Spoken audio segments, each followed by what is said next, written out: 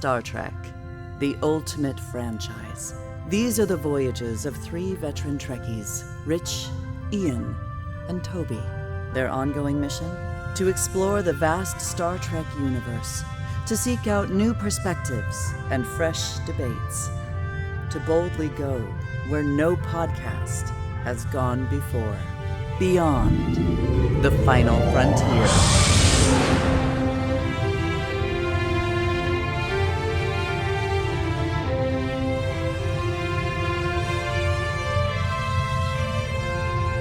Hello and welcome to Beyond the Final Frontier, a Star Trek podcast with me, your host, Rich Matthews, and as ever, my fellow travellers, Mr. Ian Spelling. Hey there, everybody. And Mr. Toby Weidman. Hello. Now, this episode, we're going to be looking at our favourite Ferengi episodes, and we've got some very special guests to do this with us. One of them has even been the Grand Nagus, briefly. Joining us today, big thank you to ARMIN SHIMERMAN and Kitty Swink. Hi there. Oh. Hello. Hey, guys. Hey. The first thing we ask people is, what was your first personal experience of Star Trek? Well, I'll start because I'm the oldest. Age before beauty. That's right, Age Before Beauty. I was there from the very beginning, from the original show. I was a huge fan of the original show. I remember, I believe it was on Wednesday night as a teenager that I was watching it. I would make sure that I had Wednesday night cleared so that I could see the show. I was always a huge fan of Star Trek, and it was, one of the reasons I'm sitting here is because I was a huge fan and did everything I could to become involved not only with Next Generation, but with Deep Space Nine later on. And as a little kid, I watched it from the very beginning because my oldest brother was always going to be a scientist of some kind. Well, because of Star Trek, he became a rocket scientist. So Literally and figuratively, guys. yes, absolutely. Wow. So my very cool brother, Don, who's now retired, but he had my brother Steve and I in front of the TV to watch it. And then when it went into reruns, we all watched it there. And I was such a nerd in college because there I still was watching Star Trek. Yeah. Before we get to the rules of acquisition, I keep trying to think of numerous puns, but Ferenginar is a tough word to pun off. So just very quickly, initially, so what are you up to at the moment? How are things? Well, things are very well. We just yesterday, I had a wonderful experience working with an organization that we've been part of for a long time called PanCan, which we'll talk about more later. That was just a glorious experience. And we're in the midst today of packing up to go across the pond and visit Amsterdam and London. We've never been to Amsterdam, except for the airport. So we're looking forward to tiptoeing through the tulips. Yeah. It's a great city. Well, I'm excited. A young woman who Armin and I have worked with a lot is Dutch, and she said, well, if you're going to be there for a Star Trek convention in May, you should go early and go because that's perfect tulip season. So that's what we're doing. And if your listeners are wondering about what projects we're doing, Kitty and I have been involved in a play for the past year called Outside Mullingar. We've done 2 iterations of that play, 2 different productions, and we're about to do a 3rd one in October. So that's the next theatrical event on our calendars. And as TV actors, Kitty and I, we never know when the next TV job is coming or film job is coming. Kitty, also, didn't you just do a reading of As You Like It? Yes, I was Jacques and As You Like It. In the last month and a half, I played Lord Capulet, Brabantio, and Othello, and then I was Jacques. There's this beautiful 100-year-old theater on Wilshire Boulevard. They do, for Shakespeare's birthday, they do a reading every year, and I do it often, and it's really fun, and there's a string quartet, and it's great. It was really fun. So not a fan of stretching yourself, then? Takes the easy road every time. How much of a brain test and how much of a brain exercise is Shakespeare versus anything else that you might do as a production? Well, we do a lot of Shakespeare here in this household, so I definitely put a lot of work into it, but it fits me, and oddly, Jacques and All the World's a Stage speech apparently fits me like a glove. I'm really a cranky, melancholy old guy. I just didn't know. I was going to say, typecasting. And of course, Shakespeare for me is a second language. I've been teaching Shakespeare for 40 years, and I write books about Shakespeare. I often use phrases from Shakespeare. So it's mother's milk to me. Armin, didn't you do, am I right in thinking you just did like a Shakespeare workshop on the cruise? Is that right?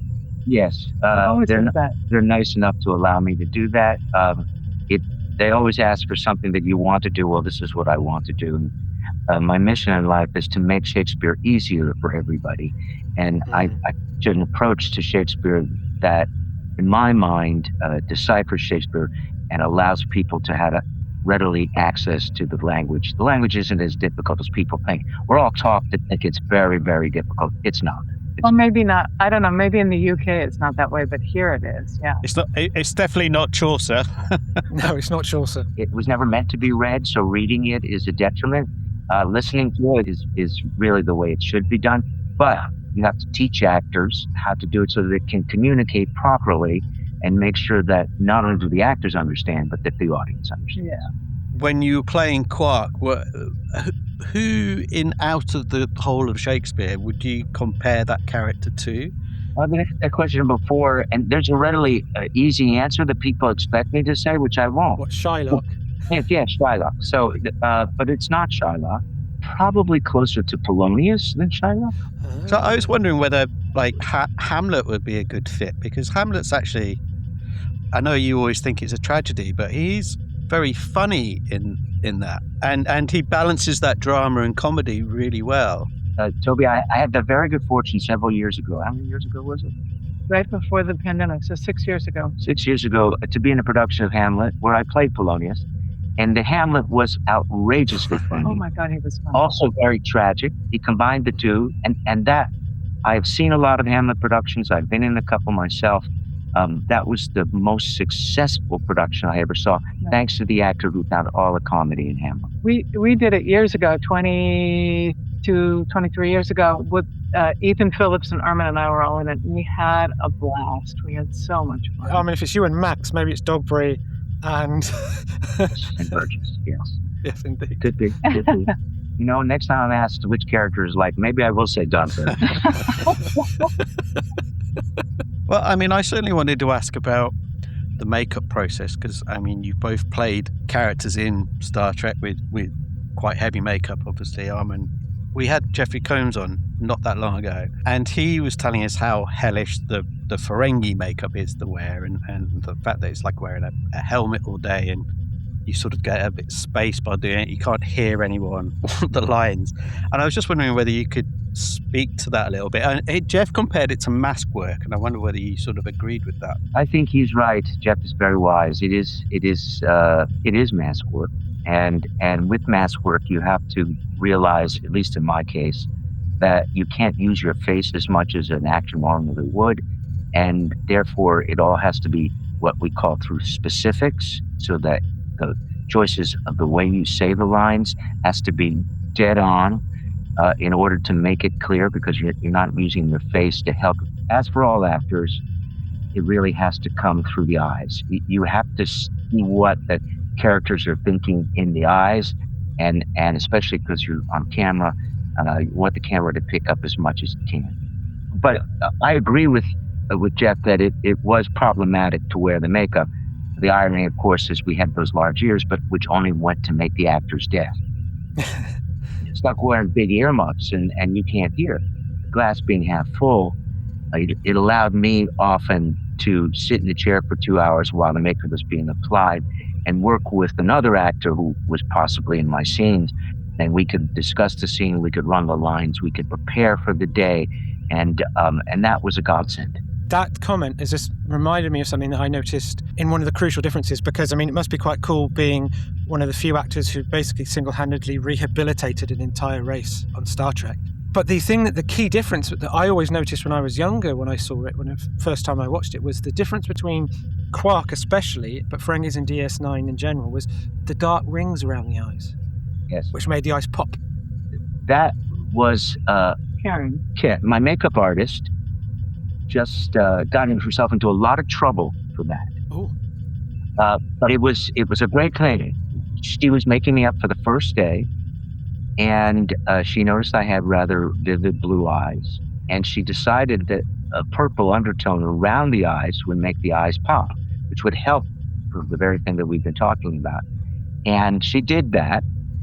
Michael Westmore, who was her boss, the great makeup artist from the great makeup dynasty, saw dailies about 3 or 4 days after we started and ran into the trailer and chewed Karen up one side up to the other because she had done that, and that was not part of his plan. That was not part of the makeup plan. But by this time, we had already established 4 days of shooting with the purple around my eyes, and so it had to stay that way. And I'm very grateful to Karen because it did make the eyes pop. And Michael's a great man and a lovely man, but in this case, he was slightly wrong.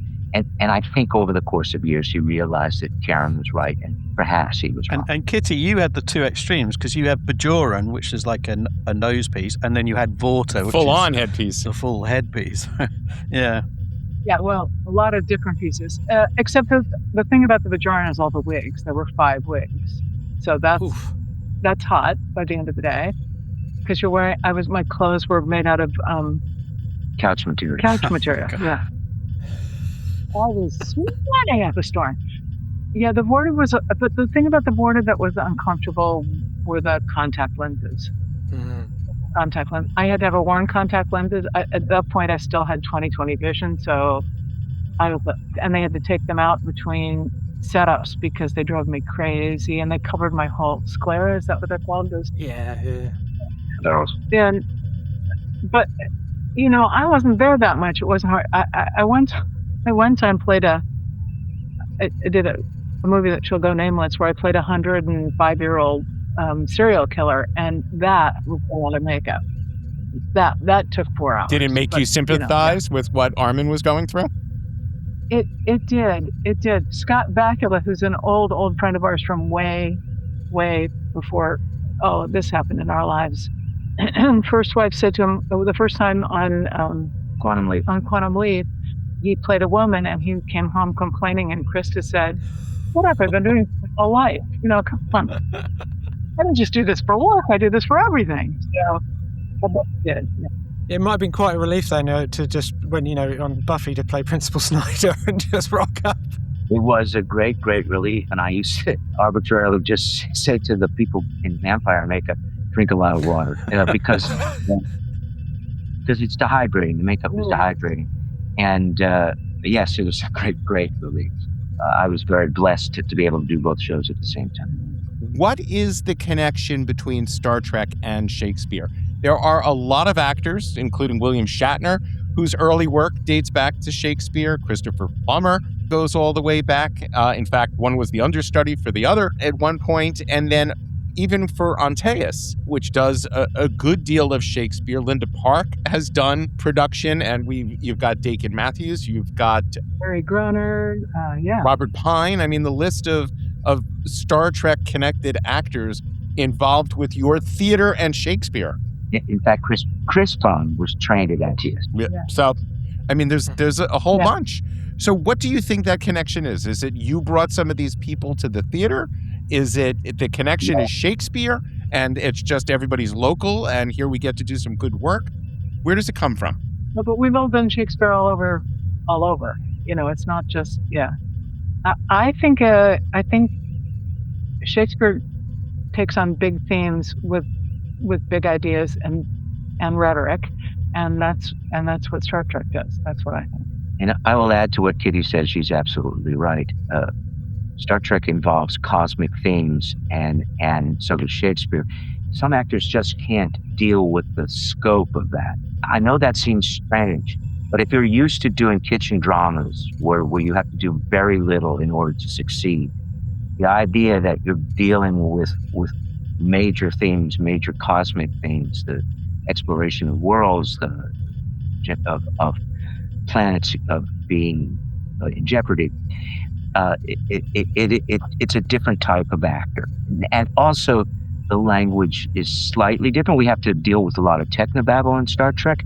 A lot of actors can't deal with technobabble, but because we classical actors who have done a lot of Shakespeare are used to dealing with intricate language, we were able to get around the technobabble really well. And I also want to make sure we talk about PanCan before we get into other things. Obviously, it's a deeply personal cause for you, Kitty. Understandable reasons, Armin. Kitty's involvement in it carries over to you as well. Kitty, how many years are you a survivor of this, or a thriver, as I've heard some people call it? That's nice. I haven't heard that before. 22 years. I'm 22 years last March 3rd. So I got up yesterday. They call the survivors to the stage, and this man was standing next to me, and he said, "How long are you a survivor?" I know who you are, but I don't, how long? And I said, 22 years. And he said, oh my God, can I take a picture? He said, he's a 3-year survivor. He has stage 4. He's about to go into his 4th trial. And because of the work that people like we do at not us personally, we raise money, but they do this work, there's all this really exciting things happening right now for pancreatic cancer patients. And this guy has a shot that he would never have had before. And he was so happy to be there. And that's why we do it. It's incredible. Yes, the money we raise goes a lot to research. It goes to many, many different things, but it also goes to research, of course, especially with our federal government cutting back on monies for all cancer research, and especially messenger RNA therapy, which is extremely hopeful for pancreatic cancer patients. So it is a privilege for us to give back, and it's not just. We have a team. It's called Team Trek, and a number of our fellow members. I think all of our fellow members are involved in Trek one way or another, and they have all lost people. I am the lucky one. I have not lost anyone. Right. I have lost friends, but I didn't lose a wife. And how fulfilling is it to you both that here's one of the beauties of Star Trek fandom. This is a cause the two of you deeply believe in. As a result of you, a lot of fans have gotten aware of it, have made donations, have done the walk in your honor, in the honor of loved ones they either are who are fighting disease or have lost it. It's got to be thrilling in that way, right?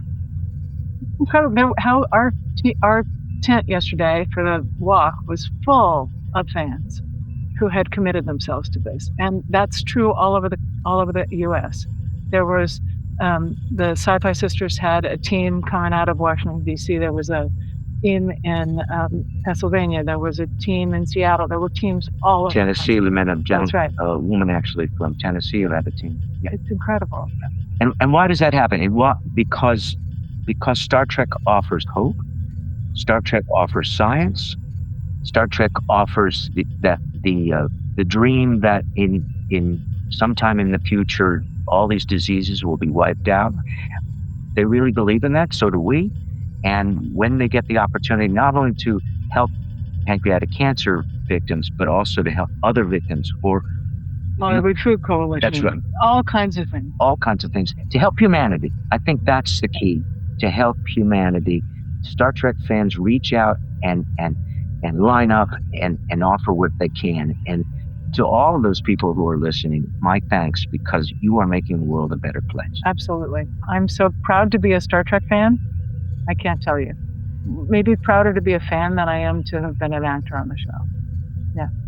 That is interesting because this is one of the things which we're often asked. We've all, like most people, we're often part of multiple fandoms, and there's always a lot of debate online now about the differences. And fundamentally, I think you've just hit on the answer I would always give: is Star Trek at its heart is humanist and optimistic and aspirational.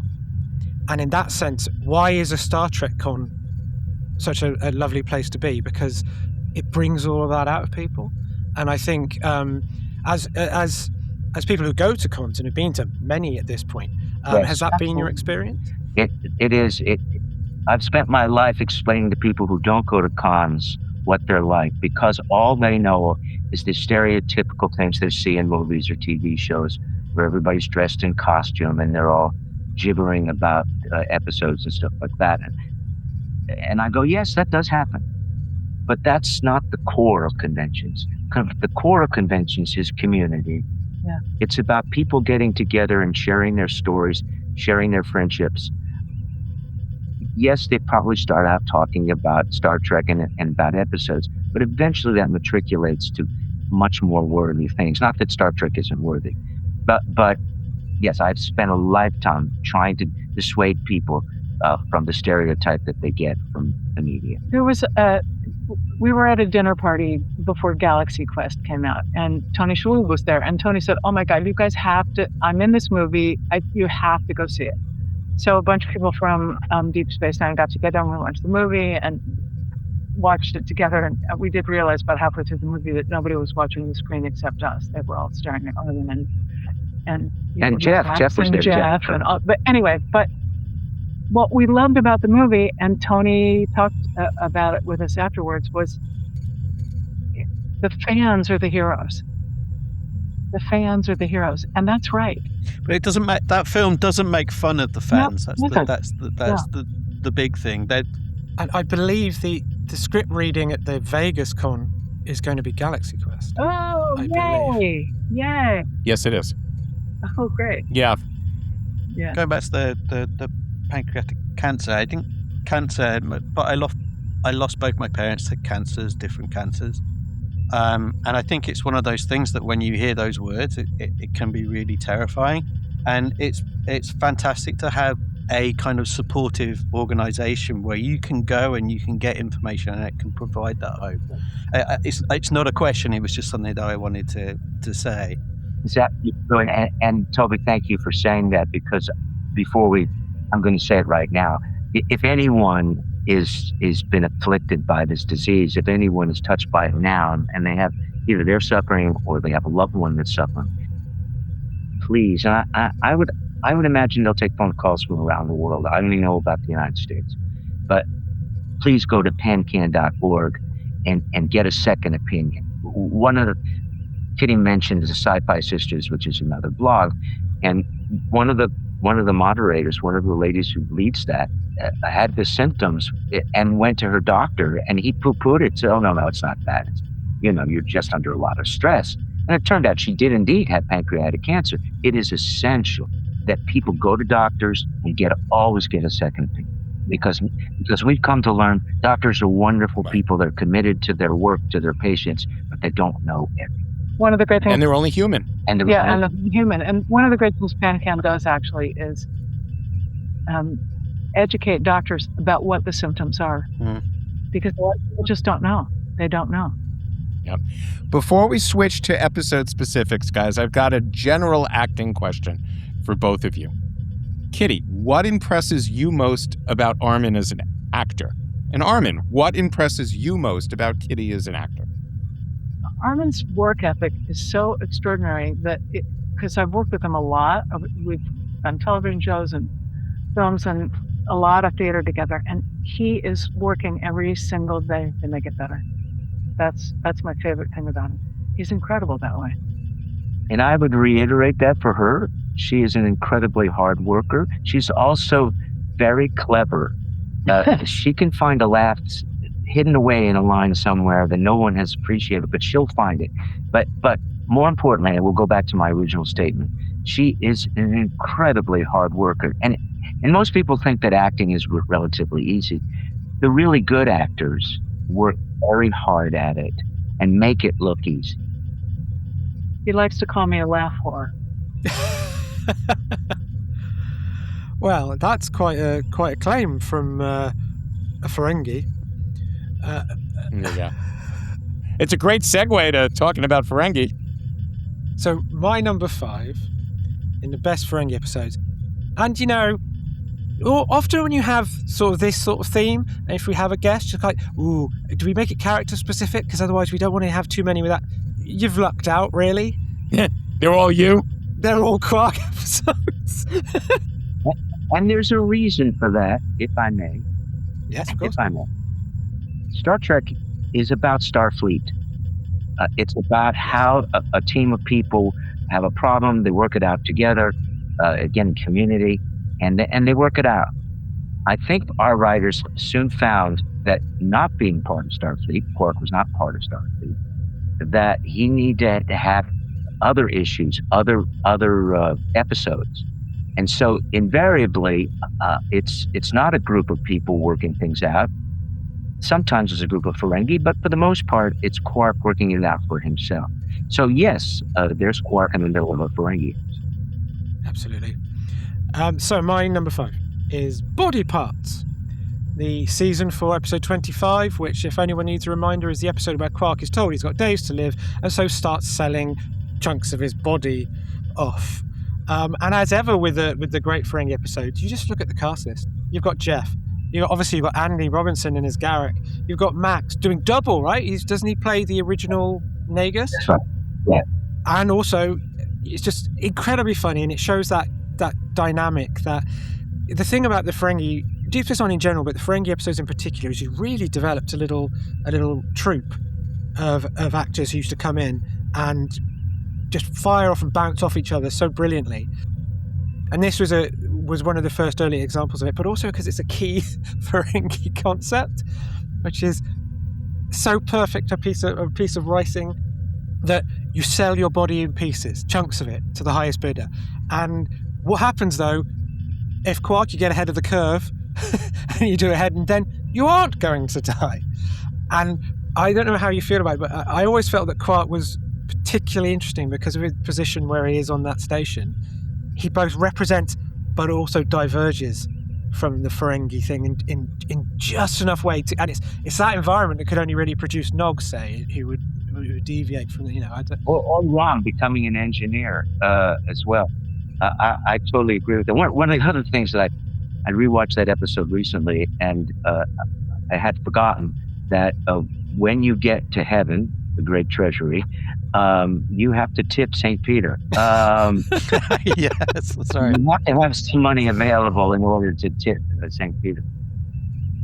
But also at the end of that episode, because of Brunt, because of Jet's character, Quark is no longer allowed to hire or to use or have commerce with other Ferengi, and that lasted for a number of episodes.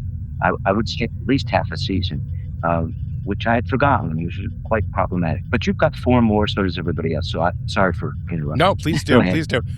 Body Parts is actually my number 4. My number 5 is Rules of Acquisition. Quark gets a romance. It's the first game of Tango on screen. It's free advice is seldom cheap. Is a great line. It's very Yogi Berra-like. They used to call them Yogi Berra-isms. That's right. 90% of the game is half mental. You see a fork in the road, take it. The Rules of Acquisition always, in a way, reminded me of those. I thought Helene Udi was terrific as Pell. I always like seeing Brian Thompson in everything. Oh, yeah. I will be clear about one thing. It's as an episode, it doesn't hang together all that great overall. But in terms of Ferengi evolution, development, anecdotes, and little apocrypha, it's a very important episode in that regard. So that's my number 5. I actually had it. If you look at my little sheet of paper here, I had Body Parts at 5 and Acquisition at 4, and I flipped them at the last minute. Yeah, so that's my number 5. No, I loved working, and I've forgotten her name. You just mentioned her. Helene. She was lovely, and she was really committed. I don't think she ever came out of character. She was just a delight to work with. After that episode, I think that was the last, but after that episode, the writers put out a memo to any would-be writers for the show: no more love interest for Quark. So that was a disappointment, but we moved on. I tend to be a little contrarian when it No, comes to no. no, shock horror. I've not picked a DS9 episode in my fifth spot, and you're going to have to forgive me for not picking an episode with you in it, Armin. But I've gone with Enterprise's Acquisition from season 1, where you've got Clint Howard, you've got Ethan Phillips, you've got Jeff Combs, you've got Matt Malloy, all playing Ferengi. And what I really like about this episode is that it does this really interesting balance between the next generation's version of the Ferengi, which is slightly more opportunistic marauder Those style. whips. And then Pirates. Yeah. yeah, indeed. And then the Deep Space Nine version of the Ferengi, which is much more, they're driven by, wanting profit, and it's more of a financial way of living, and the obsession with the rules of acquisition, etc., etc. And so I really like the fact that they kind of balance that. I think those 4 actors are great in it. It's the only one which is slightly different from the rest of my list, but I wanted to include episodes that focused on the Ferengi. So something like It's Only a Paper Moon. I think that's a brilliant episode. Brilliant for Eric, absolutely. But it's not an episode that really deals with the Ferengi. It deals with that character specifically. So I wanted to do something a bit more broader, and that's why I decided to go for this one. But you'll see with the rest of my list that they all have something to say about the Ferengi, which is... Well, that episode, this is very tangential, but that episode solved a debate that Ethan Phillips and I had for years about whose makeup was worse. Mm. and I assume he agreed with you. Yes, he did. After doing that episode, we spoke and he said, "You were right. Yours is worse." You didn't have to wear teeth, though, right? You didn't have to wear funny teeth as I'm sure he did. I won't remember, but I'm sure he did. All Ferengi have teeth, so yes. So my number 4 is the Nagus, because I didn't realize quite how soon the rehabilitation of the Ferengi kicked off. I mean, I know it's sort of initial, but I mean, this is the one, isn't it, really? This is the episode where Wallace Shawn came in first as Zek, and where the comedic foundation for the Ferengi in the future ensembles was really laid down. And the fact this where the rules of acquisitions was brought in. And it's just again, it's interesting. I notice also there's a lot of stuff about Ferengis being dead or pretending to be dead or thinking they're going to die, which is an interesting recurring theme. And in this one, of course, Zek apparently dies, naming Quark as his successor. And it's such a wonderful instant reset of the mythology. Exactly what Toby and Ian were talking about with the episode, that in one episode, it's all redefined. And rather than being the failed baddie from early in Next Gen, suddenly there's a whole world of opportunity for the character. And it must be very edifying to have that moment so early in the run, because you don't know, do you, when you sign on, exactly how it's going to pan out. Yeah, I mean, the writers were often angry at me. Angry is probably too strong a word, but they were confused. It was my agenda from day one of shooting Deep Space Nine to change the culture of the Ferengi. I was very unhappy with what I had done on Next Generation as a Ferengi. And so I wanted to do that. So they began to sense that. It wasn't what they wanted necessarily at the beginning. But they saw the actor was just straining too hard. As Ira once said, we don't need another hero. We have enough heroes in the show. We don't need another hero. But Armin was striving to be a hero. And so eventually they gave in and started changing the culture of the Ferengi, for which I'm enormously grateful, because that was my agenda. My number 4 is body parts, as I mentioned. I find it a really good episode. It's smart as well. It's funny, but it also makes you think. And all those things I just said are basically, in a perfect world, what Star Trek is about. I also like, it wasn't so far over the top comedy that it took you out of the story. The story itself was inherently funny. Here's Quark's, he was literally dying to make a profit. And, that was amusing to me, but we also got the point. There was actually a point to all of that in terms of the storytelling.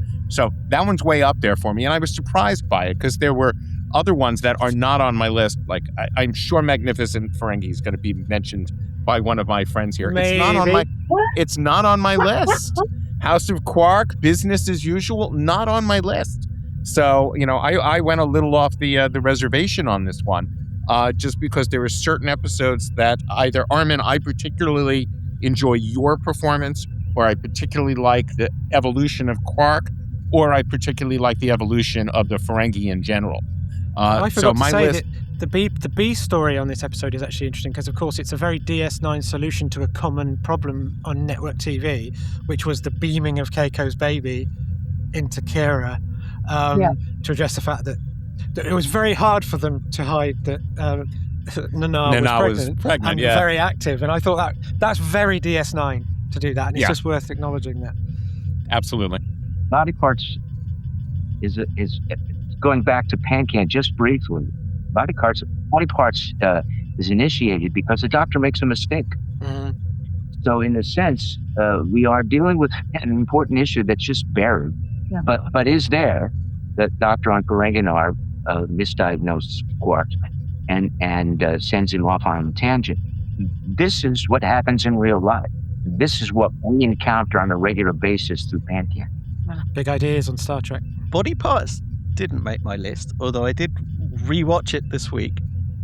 I do love that episode, but I like I said, the ones that I've selected I think were quite personal to me, although they say something bigger about the Ferengi. And I've gone for season 4's Little Green Men because I think it taps into my love for those 1950s alien invasion style movies, but as an exploration of the family unit and how Quark and Nog and Rom, how their personalities, how they work together, how they tangentially Odo as well as part of the family. That's what I was going to say about the thing is, you're saying about the comedy. Actually, I suppose the initial comedic sparring was you and Renee. That's right. Always. Yeah. But we've spoken about this on the pod, this episode on the pod before.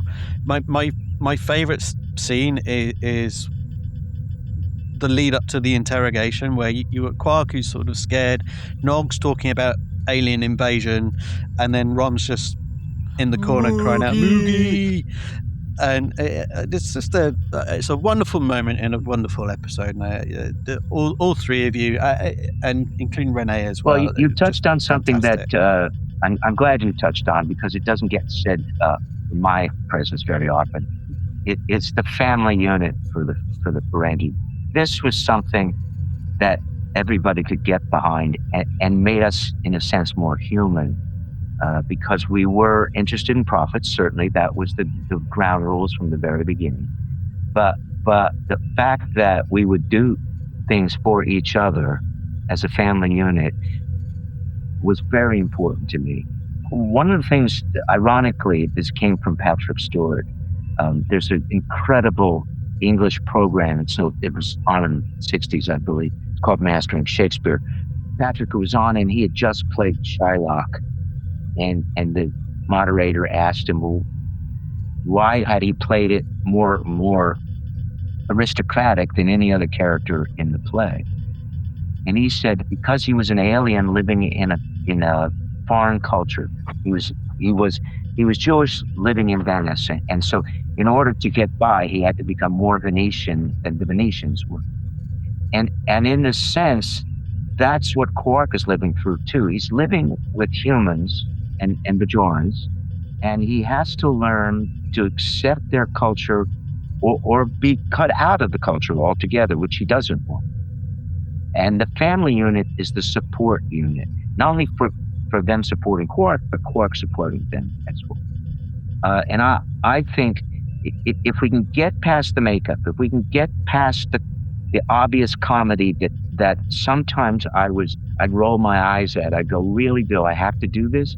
But if we look at the more humane things, family being one of them, I think then the Ferengi episodes take on a much richer, deeper quality too.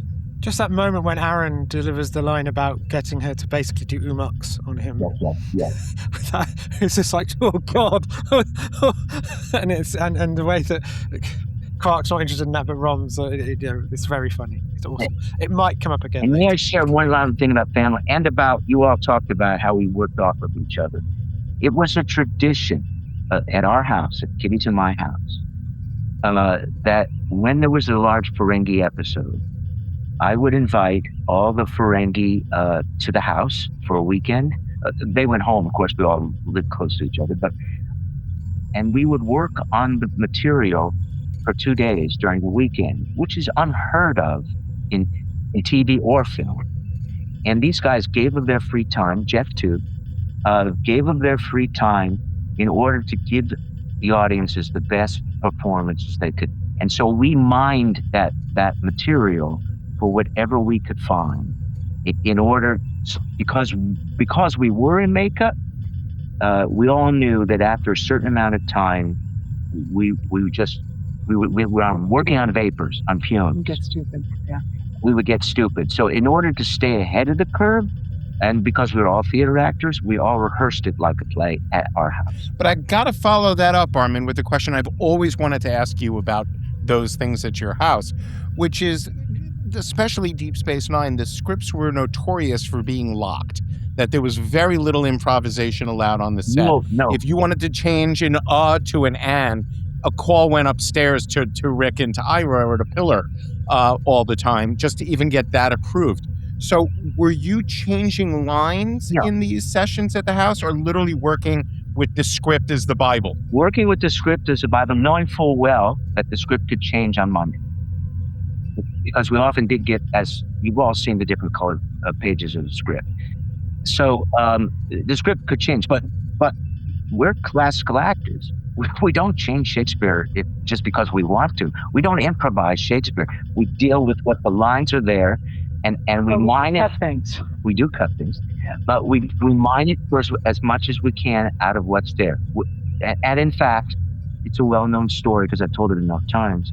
If we got an A right or an and right or so wrong, if we got an A wrong or an and wrong or so wrong, and we looked at Judy Brown, our script coordinator, and she shook her head and said no, then we knew we had to do another take.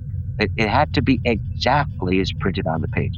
Now, I've been watching some of the episodes recently, and I have an idea that maybe some of the actors were compelled to be as letter perfect as we were, and that's okay. But we strive to be letter perfect. We'll start to overlap, so it does speed up your. So, for instance, my number 3 is rules of acquisition. I disagree with my esteemed colleague. I think it does work as an episode, but probably one of the few things which hasn't really been said is it's worth noting it's the first time the Dominion is mentioned, and I love the fact, again, it makes so much sense that it is a capitalism-driven episode that introduces the primary villain. That is, of course, that's how you would find out, because money brings information, and that made so much sense. And that's, again, when you start to see that the vessel that the Ferengi can be that you can't do with any of the other races, with either with their warring agenda or their high and mighty humanist agenda, whatever it is, that money, whether it be latinum or dollars, whatever it is, it cuts through. So yeah, and I love the Shakespearean resonance of the woman pretending to be the man. I think you can feel your glee, Armin, working with that concept.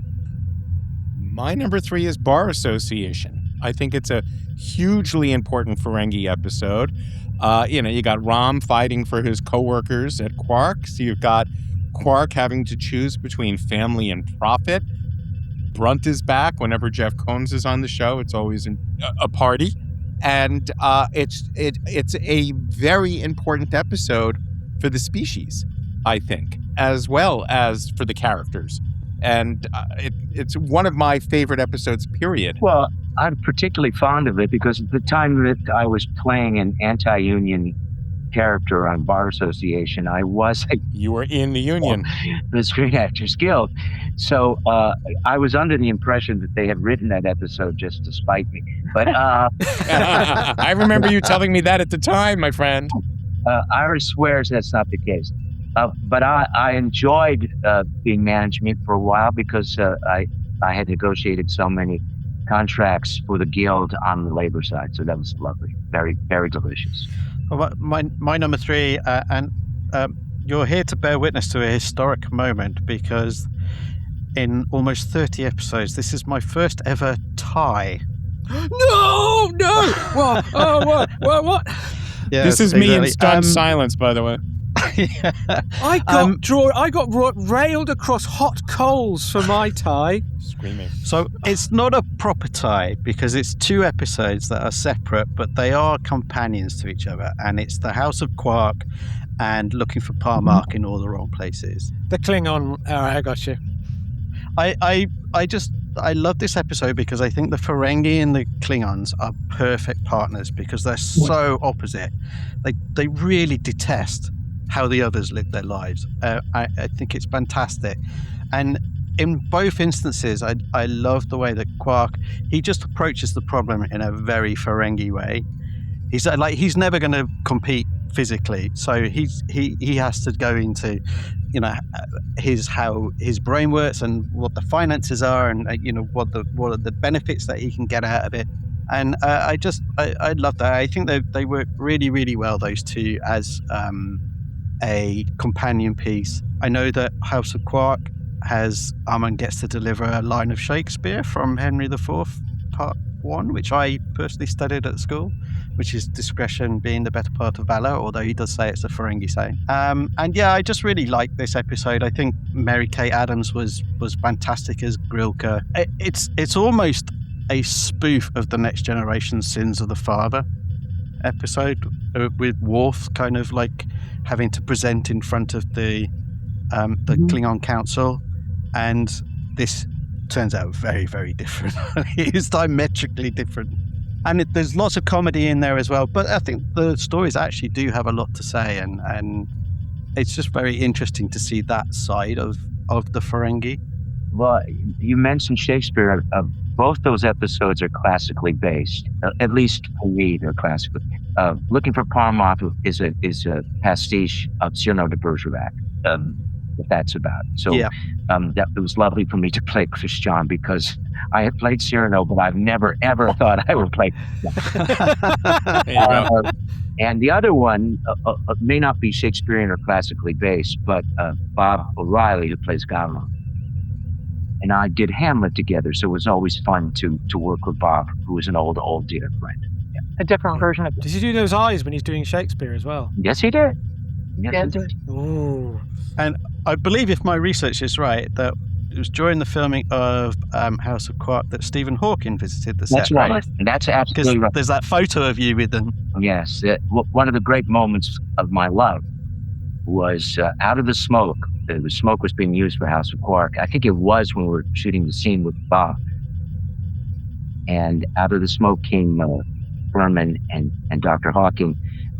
I was flabbergasted. And then Rick introduced me. We had a chat, a little bit one-sided because he could only speak through his computer.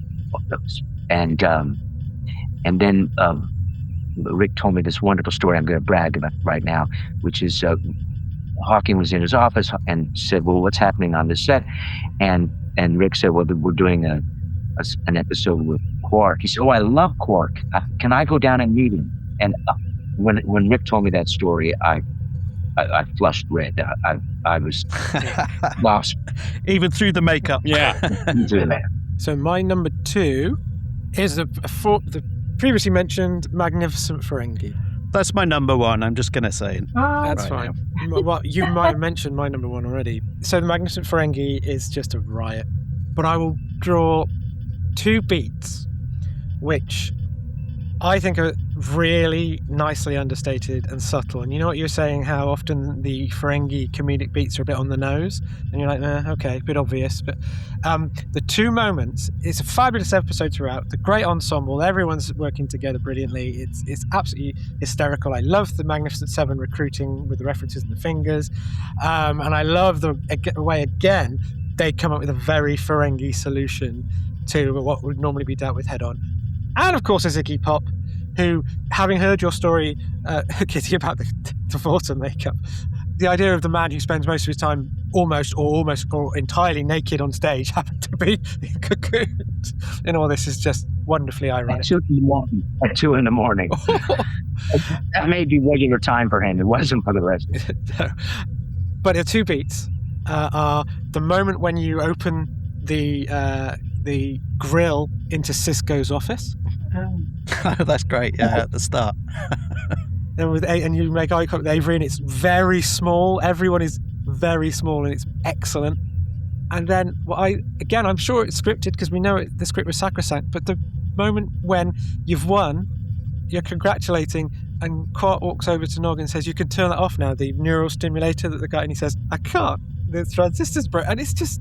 It feels so real, and they just chuckle together, and it's so warming. And again, it's the heart of it that they often so in opposition, especially with Nog in Starfleet. But that family, it's and the glee, just brilliant. Thank you. Yay. My number 2 is Little Green Men. Oddly enough, it's funny, but with heart. It also gives us more character development for Quark, obviously.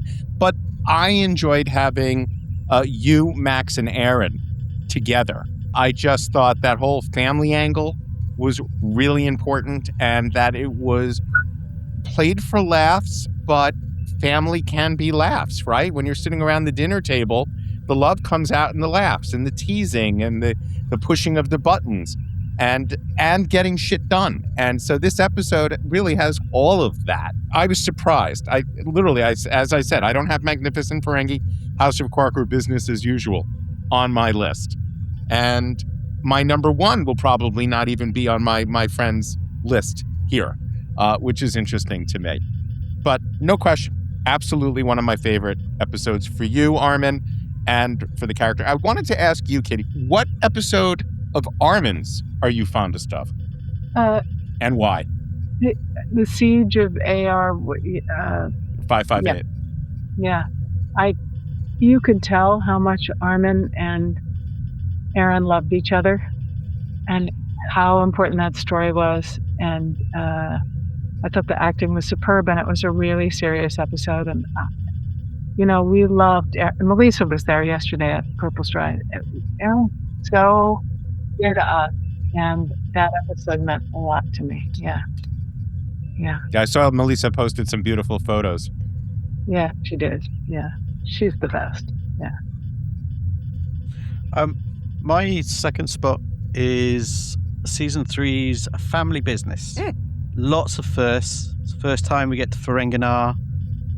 First time we meet Brunt. It's the introduction of Cassidy Yates. It's the first time we meet Moogie, who is played by Andrea Martin, would then be replaced by Cecily Adams. I think this is...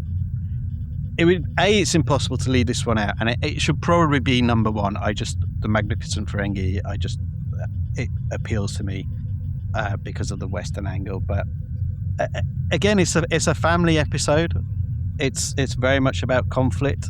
There's lots of humor in there, but it actually does have quite a serious story to tell as well, between the relationship between mother and sons, relationship between sort of rivalry maybe between siblings. And especially implied favoritism from a parent. There's the relationship between the mother and the father, and how the sons saw that as well. It has lots to say about misogyny in modern society, and particularly how women are treated in the workplace, especially in business. Although Moogie essentially loses at the end, it's the seeds here that are planted that Ferengi society is going to be changed. Yes. And that's then followed through a little bit through with the Grand Nagus Zek and the relationship. But then ultimately it's Ishakar's son, Rom, who becomes the Grand Nagus, and he's the one who's going to be the progressive successor who essentially fulfills what she's always wanted and tried to do. Because she's not your typical Ferengi female.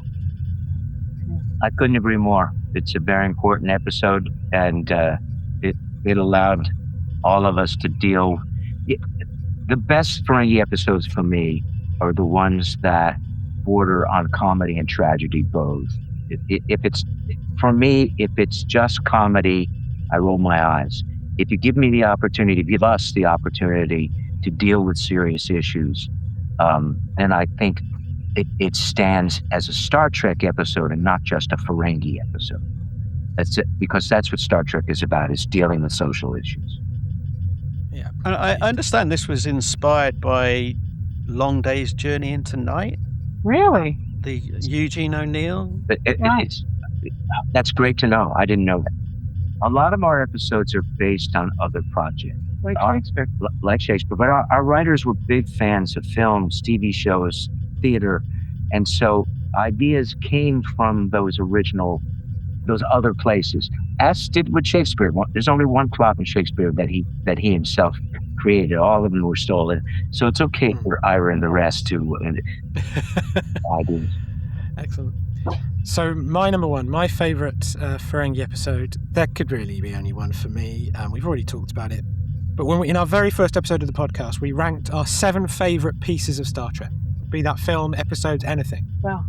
And this was in my top 7 ever, which is Little Green Men. And actually, while mostly a comedy episode, so riding off the back of the you prefer the one with tinged with tragedy, you can tell from that statement about ranking my top 7 is, I think it is a brilliant piece of Star Trek because it is layered, it's historical, it's got the big idea, the traveling back in time. It's all driven again very much from character and culture, which is it happens because of Quark trying to smuggle, and also all the long-standing grudge from Cousin Galen and the shuttle, but it plays with a sci-fi conceit very cleverly, and as you've already said, grounds it in family.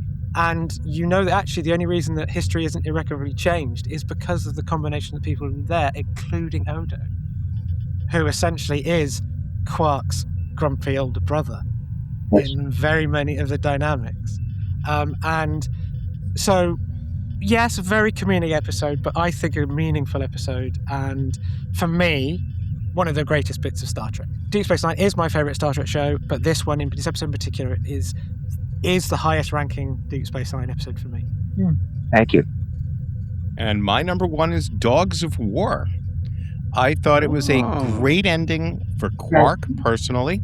I thought it was a terrific ending for the Ferengi as a species and the way they've grown, and that we've gotten to really know this family incredibly well. I thought there were a number of throwback lines for you, Armin, where you kind of paraphrase Picard. In one, there's a joking reference to The Last Outpost, which dates all the way back to the beginning of your relationship with Star Trek, which I thought was just really smart, fun writing. I think it was Ron Moore who did that line. If I have to sit down and watch one episode of, either a Ferengi episode or a Quark episode, there are ones that are much more fun, right? But there's nothing, in my opinion, my stupid, simple, humble opinion, that gives us as much of everything that evolved for the Ferengi over the run of the show than this particular episode. And again, specifically for Quark, because I think a lot of the stuff that Aaron got to do was absolutely beautiful work and absolutely beautiful writing. Yeah. But in terms but that was mostly specific to his character. And I think a lot of what happened with the Ferengi as a species more involved Quark than, obviously, what happened with Nog opened many doors for future Ferengi. Yeah. But just overall, in terms of the show and the context, my vote would be Dogs of War for lack of a better word, influential episode, if that makes any sense. I agree with that. Yeah, I'm with you. It is, and I remember getting that script and realizing, oh my God, I had been complaining to the writers that all the other characters that had major character arcs, they'd all changed. And when I got that script, I went, oh my God, Quark has changed too. Look at this. I just wasn't changed, that's all. I had changed as an actor, but I wasn't sure that my character had changed. And I remember being very happy with that script as well. Yeah. And indeed, I got to quote Picard, thus far and no further. Quark is there right at the very beginning, and he's there in the final scenes of the series. Yep. It's like, it's a fantastic character. I think I had the last line of the series. I could be wrong, but I don't have the last scene, because the last scene is the stars. But I believe Quark has the last line.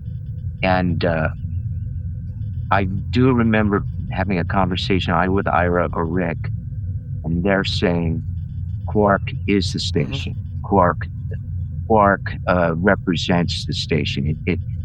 The others are all visitors, but the Quark character is intrinsic to the station. That's what I was going to say about when you said he felt like you hadn't realised he changed. He's the touch now. And Yes. he does change, as you say. There is development, because if you look at especially some of the political attitudes, it does change. But when you need Quark to be a constant, he is, and that cannot be underestimated. Thank you, Rich. My number one is the Magnificent Ferengi. Mentioned it when Rich talked about it. For me, that's the episode I would have loved to have been on set to watch. Just the 7 Ferengi. Just seeing... Toby, we were laughing the entire 8 days. Jeff was saying that, like, when they were all in makeup, and you go, "You look stupid." Well, you look more stupid. Yeah, it was a bunch of wild monkeys. It was very hard for me to keep a straight face in some of those scenes. I was so grateful when I would get off camera, because then I could smile. I can't laugh because we're still shooting, but I could break out into a huge smile because they were wonderful to work with. Wonderful. Just that corridor shot with the pratfalls. I love the scenes where they're practicing the mission and they're just awful. They're rubbish. Yeah, it's great. I just wanted to say, because we're talking about the pratfalls and how bad they are. In the baseball episode, the best players were Max and Armin. But Sirach and he were both very good players. But Max especially. If Max had not been an actor, he would have been a professional ball player. Right. So, and then you have... Didn't he do minor leagues? Yeah. Right. And then you have Nana, who had never thrown a ball in her life, and or Cullum, or Sanders. I'm going to come home and go, well, today on the baseball field, blah, blah, blah. So, what do you both have favourite Ferengi episodes? Kitty told you have another one? It's not really a Ferengi episode, that's my favorite. But I would say that Dogs Who Were is probably the other. Yeah, that's it. Probably. You? And for me, I don't know if it's my favorite, the favorite, but there's one, as you guys have been discussing the various episodes, the one that keeps popping into my head, which is a Ferengi episode, but it's also an Odo episode, and that's The Ascent. That's us in the mountain and trying to deal with each other as frenemies. And I remember the last take of the episode is indicative of the incredible romance, friendship that Renee and I had, where we said to each other, I hate you, and we started to laugh. That's not in the script. And we just howled at the idea that we were calling, we hated each other. And they kept that in, and I'm very grateful for that. That was a terrific week that I got to spend with Renee in the waters. So that's one of my favorites. I say this and people get angry with me, and I apologize if you get angry with me, but again, when Quark is more serious, that's when I like Quark. When Quark is farcical, I just sort of roll my eyes. I know that's what I got hired to do. I'm happy to do that. But I'm good at comedy, but for me, comedy comes out of tragedy. For me, the more serious you are, the funnier you are. And they didn't always write me stuff where I could be real. And in the episodes that aren't any of the ones that you've mentioned, but where I got little scenes where I could just be human, where I could just deal with people on a one-to-one basis and not have to worry about being the comic character on the show. Those are the ones that I cherish the most. So to quote the rule of acquisition number 97, enough is never enough, right? Enough is never enough. And I must say, I was flabbergasted when I first heard they wanted a Ferengi in Deep Space Nine, because I didn't think anybody liked the Ferengi. I was under the impression, and I took full responsibility for that. I'm the one that put my feet in the wet cement and did a horrible job of creating this race. And so, as I said earlier, my whole agenda on Deep Space Nine was to resurrect this race. And if we succeed, and you did it. It's not that I did. It's not that I did. It's all of us together did it. Fair point. All of us, all the actors who played the Ferengi did it. And we sort of forced the writers to write the way we wanted to, because that's what the actors were giving them. And that's what writers do in writers' rooms. They see the dailies, they see where the actors are going, and they move in that direction as well. But Max gave them the original Ferengi, and that was great because they got that chunk of it. And Ira talks about that a lot. Oh, we want to have that flavor. We had Max. Yeah. Ira said after a while, if he wanted farce, he wouldn't write it for me, he'd write it for Max. And that's great. I felt really good about it. It's interesting you said that, though, about the Next Gen stuff, because Next Gen aired when I was a teen, and I don't think, the reason I said that is it's when you're super judgmental about things you love. I never felt that it was the actors. It never crossed my mind to think the performers were at fault with that, because I know it's always a team effort, but it just didn't seem, if anything, it seemed like it wasn't well conceived at that point, rather than it being a performer's fault. Yeah, Ira has written, and I believe him, that he didn't want to see Ferengi on Deep Space Nine. And yet he became the head writer for the Ferengi.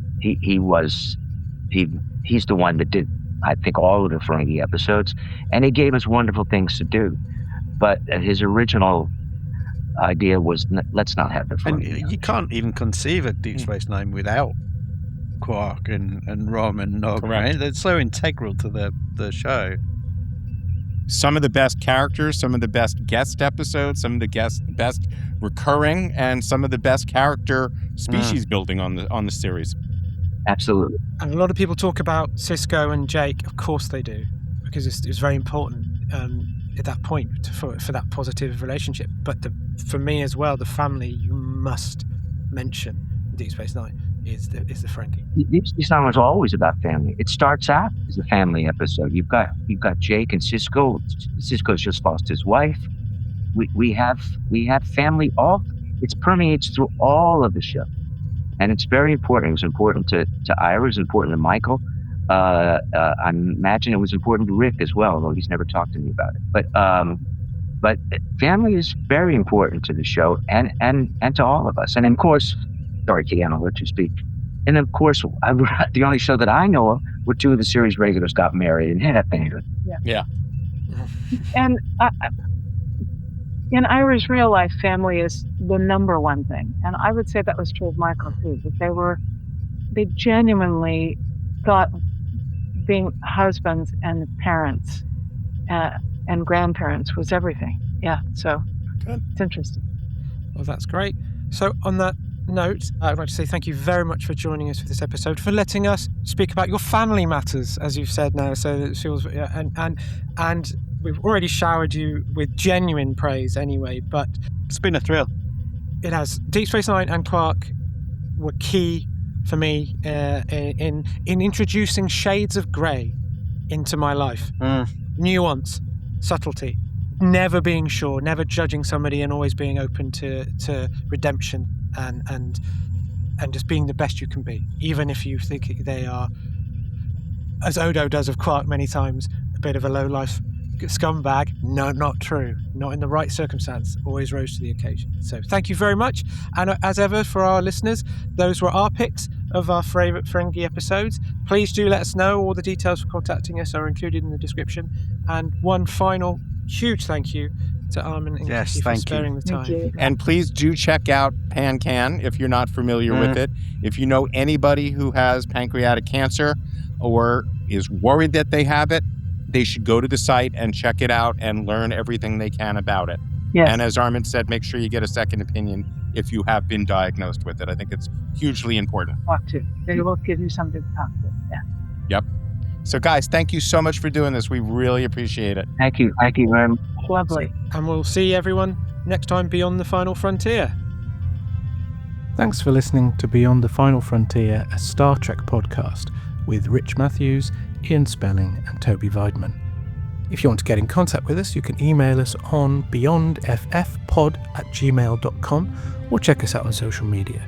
You can even join our Patreon at BFF Beyond the Final Frontier.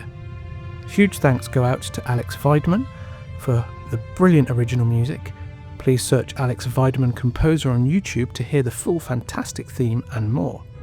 Also thanks goes to award-winning voiceover artist Cissy Jones for our excellent opening monologue. Find out more about her incredible work at cissyjones.com. And of course, last but not least, our brilliant artwork comes from the designer Russell Seal. Discover more of his work on behance.net/Russell Seal.